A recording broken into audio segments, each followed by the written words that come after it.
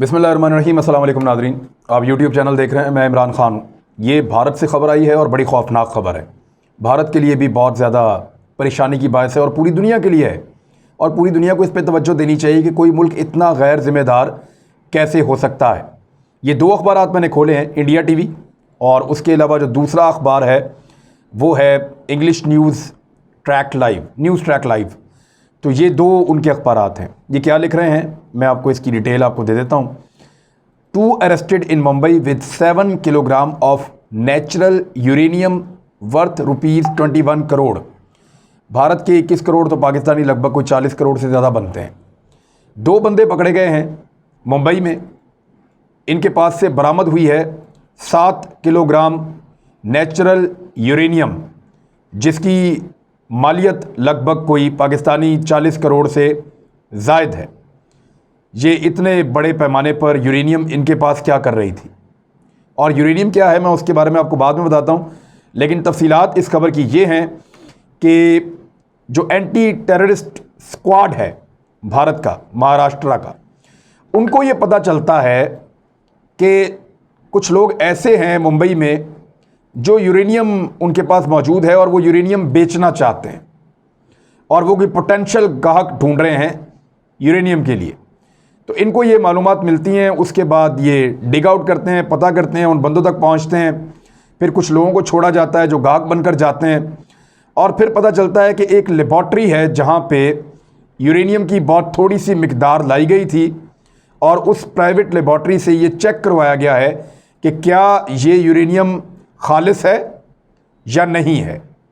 यानी यूरेनियम की जो है वो 3 किस्में होती हैं नॉर्मली जो ज़मीन में मिलती है। ये यूरेनियम 238 जो सबसे ज़्यादा इस्तेमाल होती है, यूरेनियम 235 है, ये भी एटॉमिक एक्सप्लोजन के लिए भी इस्तेमाल होती है। यूरेनियम 234 है।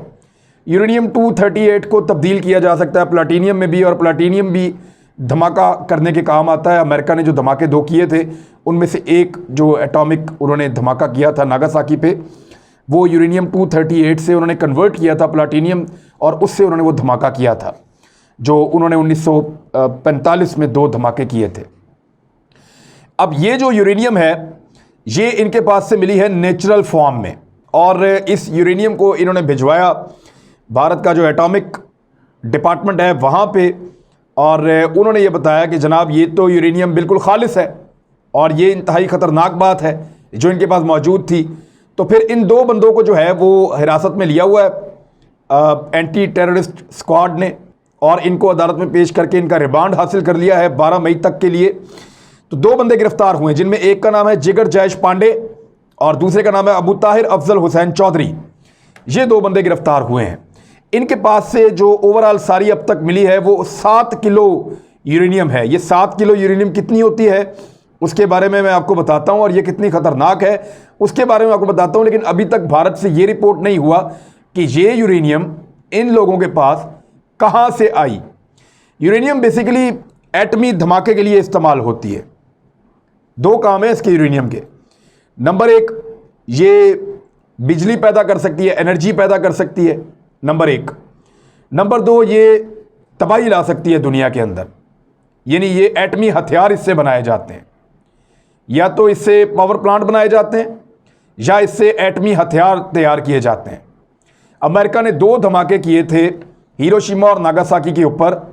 इंसानों के ऊपर एटम बम सिर्फ एक ही मरतबा गिराया गया है और ये 3 दिन के वक्फे से ये गिराया गया था। एक 6 अगस्त को गिराया गया था और एक 9 अगस्त को गिराया गया था। पहला बम अमेरिका ने हिरोशिमा पर फेंका था 6 अगस्त 1945 को। यह बम यूरेनियम से बना था, ये जो पकड़ी गई है, और लिटिल बॉय इस बम का नाम था और इसने बहुत तबाही फैलाई थी। लगभग इसमें कोई 2 लाख से ज़ायद बंदे मारे गए थे और बड़े लंबे अरसे तक वहाँ पे असरात रहे इसके। दूसरा जो बम है वो नागासाकी पर फेंका 9 अगस्त 1945 को। ये प्लाटीनियम से बना था। इसका नाम फैट मैन था इस बम का और इसने कोई 80,000 बंदे मारे थे। उसके बाद से लेकर अब तक सारी दुनिया जो है वो यूरेनियम से एटम बम बनाती है। यानी रूस ने भी इसी पे काम किया, जर्मनी ने, फ्रांस ने, जो इन पे काम कर रहे थे उन्होंने इसी पे काम किया। चाइना ने भी, इंडिया ने भी, पाकिस्तान ने भी और ईरान भी इस पे काम कर रहा है। कोरिया के हवाले से कहा जाता है कि वो भी इस पे काम कर रहे हैं, शुमाली कोरिया के लोग।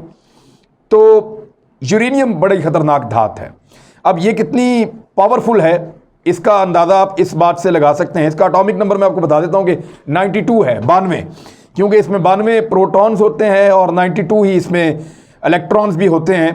और ये न्यूक्लियर पावर प्लांट में इस्तेमाल होता है या न्यूक्लियर हथियारों में इस्तेमाल होता है, दो चीज़ों के अंदर इसको इस्तेमाल किया जा सकता है। ये आप एक समझ लें केमिकल एलिमेंट है जो ठोस फॉर्म में भी मौजूद होता है और इसकी उम्र इतनी पुरानी है, ये इतना पुराना है कि साइंसदानों के मुताबिक ये जो यूरेनियम है इससे पता चलता है कि इस ज़मीन की उम्र कितनी है।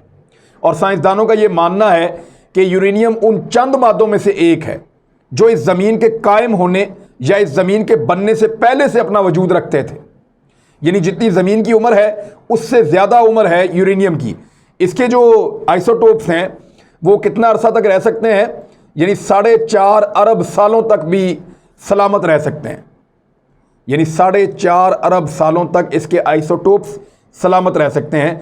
इस लेवल की ये धात है। और अगर इसके अंदर साइंसदान साइंसी तब्दीली करें तो ये इतनी बड़ी तबाही फैलाती है कि इंसान सोच भी नहीं सकते। पाकिस्तान ने चागी में इसका तजर्बा किया था।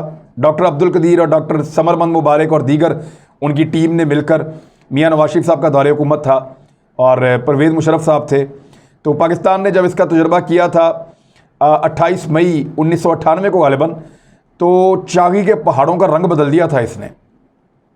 यानी एक हमने एटॉमिक तजर्बा किया और उसने पहाड़ों के अंदर, हमने बहुत नीचे जाकर किया था ज़ेरे ज़मीन, लेकिन पहाड़ों का रंग बदल गया था और आज भी वहाँ पे असरात हैं। ये इतनी खौफनाक धात है, इतनी खौफनाक चीज़ है। और 7 किलो जो है वहाँ पे भारत से पकड़ी गई है। ये कितनी ताकतवर है इसके बारे में आपको ऐसे बताता हूँ कि अगर आपके पास 15 लाख किलोग्राम कोयला हो, 15 लाख किलोग्राम कोयला अगर आपके पास हो, तो जितनी एनर्जी वो पैदा करता है ना, उतनी एनर्जी 1 किलो आपके पास यूरेनियम हो तो वो पैदा कर देती है।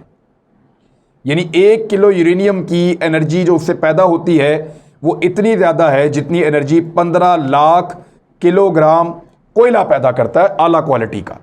ये इतनी तगड़ी चीज़ है। ये जर्मनी के साइंसदान थे जिन्होंने इसको हादसाती तौर पे 1799 में दरियाफ्त कर लिया था। वो काम कोई और कर रहे थे, उनका नाम था मार्टिन हेनरिच क्लैप्रॉथ। मार्टिन हेनरिच क्लैप्रॉथ ने इसको दरियाफ्त किया था 1789 में और उन्होंने इसका नाम रखा था यूरेनस के नाम के ऊपर। एक ये सैयारा है, उसके नाम के ऊपर उन्होंने इसका नाम रखा। और ये यूनानियों का एक बहुत पुराना देवता है जिसके नाम के ऊपर सैयारे का नाम रखा गया था। बाद में यूरेनियम इसका नाम पड़ गया। तो ये यूरेनियम तब से इसको उन्होंने दरियाफ्त कर लिया था लैब के अंदर, लेकिन 1ली सदी ईस्वी से इसको इस्तेमाल कर रहे हैं यूनानी मुख्तलिफ़ चीज़ों के लिए, मुख्तलिफ़ कामों के लिए, और ज़्यादातर रंग रोगन के लिए और दूसरी चीज़ों के लिए इसको इस्तेमाल करते थे। लेकिन बाद में पता चला कि ये बला क्या है, और जब अमेरिका ने इससे एटम बम फाड़ा और लाखों लोग मार दिए तो तब पता चला कि ये तो बहुत बड़ी मुसीबत है इंसानियत के लिए। उसके बाद कई मुल्कों ने अब जो है वो एटम बम बना लिए हैं, जिनमें पाकिस्तान भी एक है। और पाकिस्तान के एटम बम और एटमी सलाहियत बहुत तगड़ी है और उसके साथ साथ हमारी मिसाइल टेक्नोलॉजी भी बहुत तगड़ी है। लेकिन भारत के अंदर सरेआम बंदे लेकर फिर रहे हैं और एक पार्टी उसका एक छोटा सा सैंपल लेकर लेबॉर्ट्री में टेस्ट भी करती है और उसकी खरीदो फरोख्त चल रही है। अगर ये कुछ ऐसे लोगों के हाथ लग जाए और वो इसके अंदर साइंटिफिक तब्दीली करने के काबिल हो जाएं, तो इस पूरे खित्ते को नहीं, इस पूरी दुनिया को जंग के अंदर धकेल सकते हैं। ये एक इंतहाई गैर जिम्मेदार चीज़ है। दुनिया को इसके ऊपर नोटिस लेना चाहिए कि भारत के अंदर क्रिमिनल लोग, उनके पास यूरेनियम आला क्वालिटी की क्या कर रही है। अब उनके ऊपर मुकदमा हो गया है। वहाँ पे एक जो एटॉमिक के हवाले से उनका एक कानून है जिसको एटॉमिक एनर्जी एक्ट 1962 कहते हैं, उसकी बुनियाद के ऊपर इन दोनों बंदों के ऊपर मुकदमा हुआ है और इनको अब हिरासत के अंदर इनकी तफ्तीश की जा रही है कि इनके पास ये सामान किधर से आया, ये यूरेनियम कहाँ से आई, किसने इनको दी, कैसे इन्होंने हासिल की, किसको ये बेचना चाह रहे थे। क्योंकि इसके बारे में मज़ीद तफसीलात भारत से नहीं निकल रही और ये जो तफसीलात निकली हैं वो भी बहुत कम हैं क्योंकि अदालत में पेश किया गया, इसलिए अब ये तफसीलात बाहर आई हैं। ये सिलसिला गुज़िश्ता चंद महीनों से चल रहा है। तो इंतहाई ख़तरनाक है इस पूरे खित्ते के लिए, इंसानियत के लिए और पूरी दुनिया के लिए। और इसके बावजूद भारत के ऊपर कोई बात ही नहीं करता, वहाँ के लॉ एंड ऑर्डर पे कोई बात नहीं करता, वहाँ इंसानी हकूक़ की खिलाफ वर्जी पे कोई बात नहीं करता, वहाँ पे जिस किस्म की तंजीमें पल रही हैं उस पर कोई बात नहीं करता, जिस किस्म की बैनुल अक़वामी तंजीमें जो दहशतगर्दी फैलाना चाहती हैं दुनिया में, भारत के अंदर वो पनप रही हैं, उसके ऊपर कोई बात नहीं करता। अगर ये ऐसे ग्रुप्स के हाथ में लग जाती और वो इसको इस्तेमाल कर सकते एटॉमिक एक्सप्लोजन के लिए, तो इस पूरे खित्ते में एटमी जंग छिड़ जाती। क्योंकि अगर कहीं पे भी एटॉमिक एक्सप्लोजन होगा तो बाकी मुल्क अपने आप को नहीं रोक पाएंगे अपने आप को बचाने के लिए। तो ये एक ऐसी जंग छिड़ जाएगी जिसका नतीजा कोई नहीं निकलेगा सवाए इसके कि पूरी इंसानियत तबाह हो जाएगी। अब अगर ये पहली मरतबा पकड़ी गई होती तो भारत ये कह सकता था कि पहली मरतबा ऐसा वाक़या हुआ है, भारत आइंदा इसका बहुत ख्याल रखेगा और इस हवाले से बड़ा विजिलेंट रहेगा। लेकिन ऐसा नहीं है। 2016 में नरेंद्र मोदी की हुकूमत थी, तब भी 2 बंदे पकड़े गए थे और उनसे 9 किलोग्राम इसी तरह की यूरेनियम बरामद हुई थी और उस वक्त भी बहुत शोर मचा था और दुनिया ने इसका नोटिस भी लिया था। अब दोबारा उसी नौयत का वाक़या हुआ है। अब भारत को यह देखना पड़ेगा कि भारत में कौन है जो यूरेनियम इकट्ठी कर रहा है और वो कौन से ऐसे ग्रुप्स हैं जो इसकी खरीदो फरोख्त के अंदर मुलव्वस हैं और इस यूरेनियम को वो किस मकसद के लिए इस्तेमाल करना चाहते हैं। जिस तरह के बंदे पकड़े गए हैं, ये बंदे तो ऐसा लगता है कि सिर्फ पैसा कमाना चाह रहे थे, या जो उनका बैकग्राउंड बताया जा रहा है ये तो सिर्फ मोहरे हैं और ये तो कोई एटॉमिक प्लांट के ऊपर तो लगाने वाले नहीं हैं। यानी एटॉमिक प्लांट तो एक बहुत बड़ी इन्वेस्टमेंट है और जो एटॉमिक प्लांट चलाने वाले लोग हैं उनको अगर वो चलाना है तो वो यूरेनियम ओपन मार्केट के अंदर से बैन अवी सतह पे हासिल करने की उनकी कैपेसिटी होती है। लेकिन चोरी छुपे इन चीज़ों की डील होना, इसका मतलब है इसको नेगेटिव या मनफी मंसूबे के लिए इस्तेमाल किया जाना था, क्योंकि इसको भाभा एटॉमिक रिसर्च सेंटर में उन्होंने भेजकर चेक करवाया है और उन्होंने बताया है कि ये बहुत ख़तरनाक है। इसमें लिखा हुआ है कि the report received from the research centre mentioned that the substance was natural uranium which is highly radioactive and dangerous to human life.